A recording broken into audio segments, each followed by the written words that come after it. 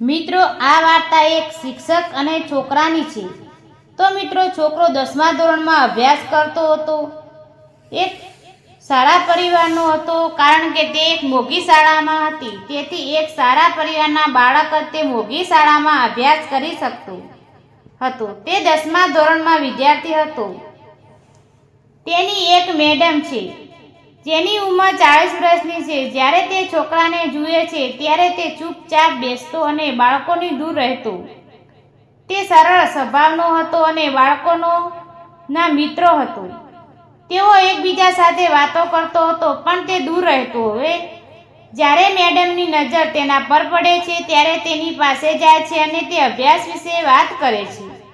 તે પછી તે કેટલીક વાતો કરે છે, તેના હૃદયમાં પ્રવેશવાનો પ્રયાસ કરે છે. બાળક પહેલા મેડમ જે ગુરુ પણ હતી, તેથી તે કંઈ પૂછે છે તેને બધું જ કહે છે, પણ ધીમે ધીમે આ વાતો અલગ દિશા લે છે. હવે તે મેડમ તેના તરફ અલગ ઈરાદાથી જોવા લાગે છે.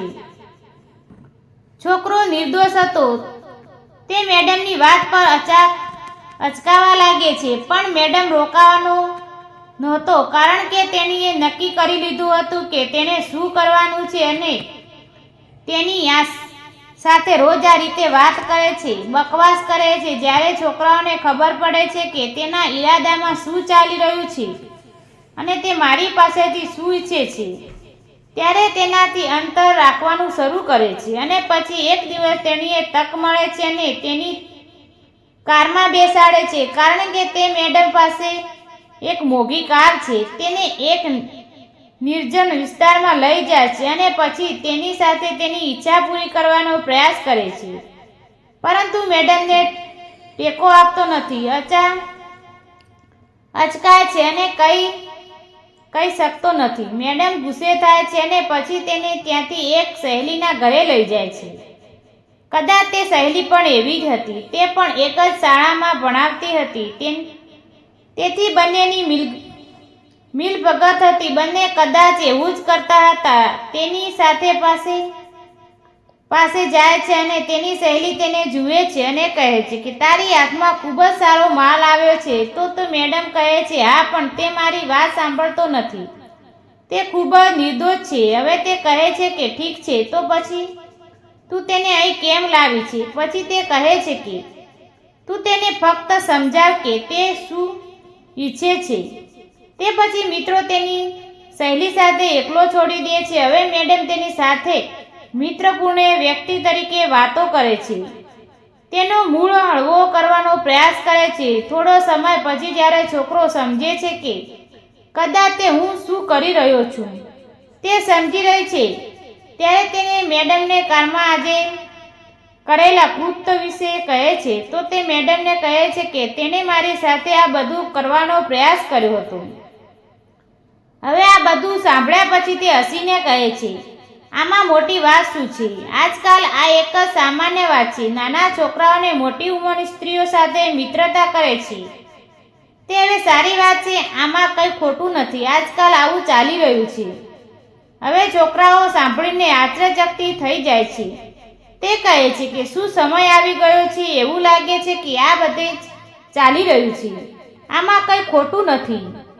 હવે મિત્રો, બંને જે ઈચ્છા હતી તેઓ તેમની તે યુક્તિમાં સફળ થાય છે. તેઓ તેને સંપૂર્ણપણે સમજાવે છે અને પછી તેને લઈ જાય છે અને છોડી દે છે, જ્યાંથી તેના ઘરે જાય છે. પણ મિત્ર, 2-4 દિવસ પસાર થાય છે. ફરીથી એ જ પ્રકૃતિયા થાય છે. તેણીએ તક મળે છે અને છોકરાઓને કારમાં બેસાડે છે.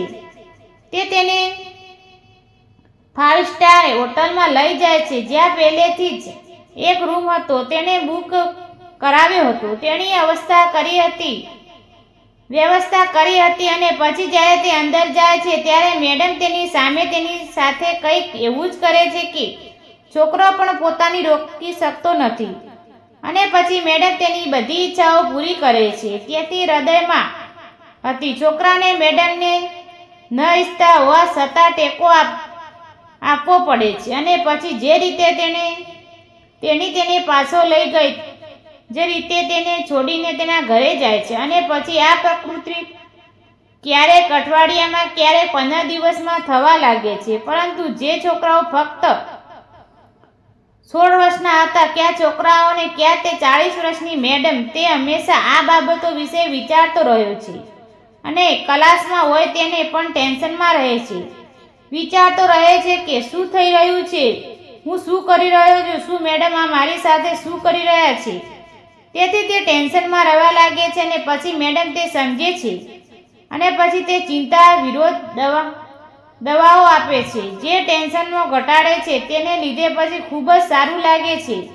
તે દવા લાવે છે અને પછી તે છોકરાને આપે છે. તે કહે છે દવા લે. છોકરો કહે છે કે આ શું છે? તો તે કહે છે કે તારો તણાવ અને ચિંતા દૂર થઈ જશે, મન હળવું રહેશે ને પછી તું વધારે વિચારશે નહીં.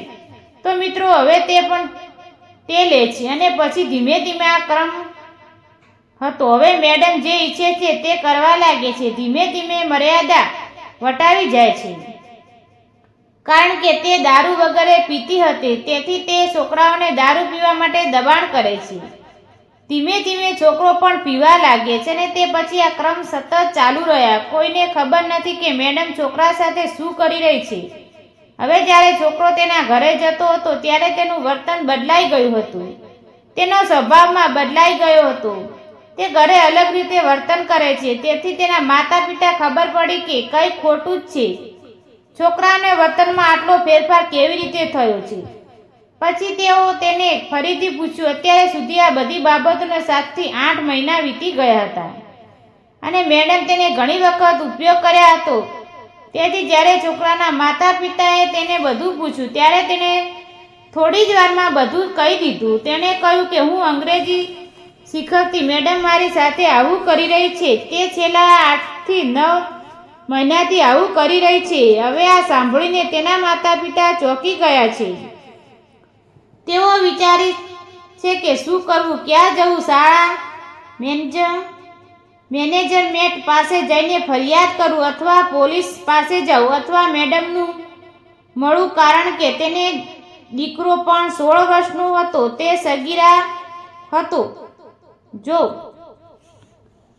છોકરી હોત તો મોટો હોબાળો થયો હોત, હંગામો થયો હોત. તેઓ તરત જ શાળામાં ગયા, પણ તેઓ વિચાર્યું કે હવે શું કરવું. થોડા દિવસોની વાત છે અને તે 10મું પાસ કરવાથી સાથે જ આપણે તેને શાળામાંથી બહાર કાઢીશું. આપણે તેની બીજે ક્યાંક પ્રવેશ અપાવીશું અને તે પછી આ બધી બાબતોનો અંત આવશે. તેથી તેઓ કોઈને કંઈ કહ્યું નહીં. મેડમ પણ કંઈ કહ્યું નહીં. શાળાને મેનેજમેન્ટને પણ કંઈ કહ્યું નહીં. અને તે પછી તેઓ રાહ જોવા લાગ્યા કે તેમનો દીકરો 10મું પાસ કરે કે તરત જ આપણે તેને ત્યાંથી બહાર લઈ જઈશું. મિત્રો, તે દિવસે પણ આવે છે જ્યારે તે 10મું પાસ કરે છે અને પછી છોકરાના માતા પિતા તેને શાળામાંથી બહાર કાઢી મૂકે છે. તેઓ તેને બીજે ક્યાંક પ્રવેશ અપાવે છે, પરંતુ છોકરો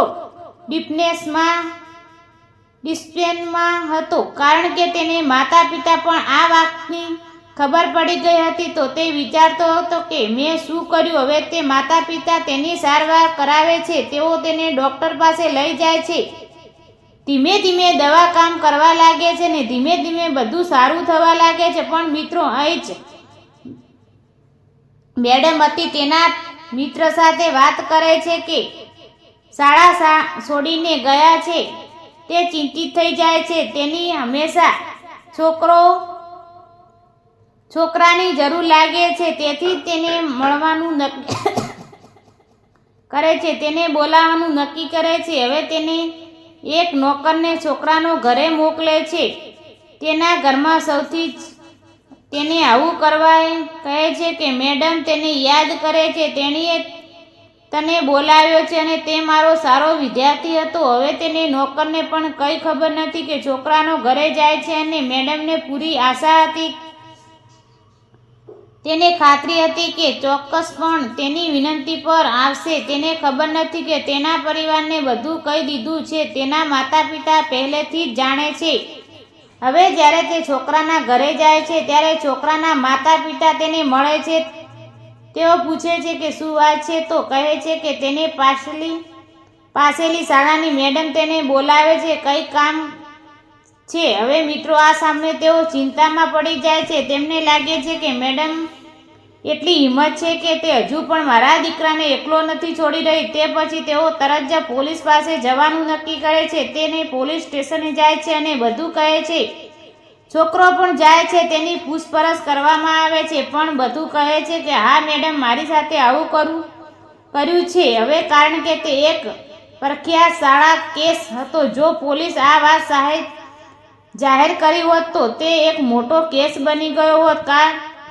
કોણ જાણે કે તે કોની શાળા હતી, માલિક કોણ છે. હાલમાં પોલીસ તે મેડમની ધરપકડ કરે છે ને તે પછી વિવિધ કલમો હેઠળ મેડમ સાથે હેરફેર નોંધ કરાવવા કેસની તમામ તપાસ ચાલી રહી છે. પરંતુ સૌથી મોટો પ્રશ્ન એ છે કે શું મેડમ અને તેની સહેલી તેઓ કેટલા દિવસ આવું કરી રહ્યા છે અને તેમણે કેટલા વિદ્યાર્થીઓ સાથે આવું કર્યું છે.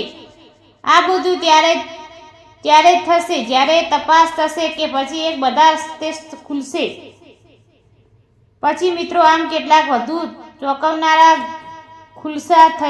ખુલાસા થઈ શકશે. કોણ જાણે છે કે મેડમ પણ આમાં સામેલ હોઈ શકે છે. તો મિત્રો આવા વાર્તા છે અંગે તમામ શું અભિપ્રાય છે કૃપા કરીને કોમેન્ટમાં જણાવો. આજે માટે આટલું જ. અને જો તમે વિડીયો પસંદ આવ્યો હોય તો લાઈક કરો. આવી જ વાર્તામાં માટે ચેનલને સબસ્ક્રાઈબ કરો. આભાર, ધન્યવાદ.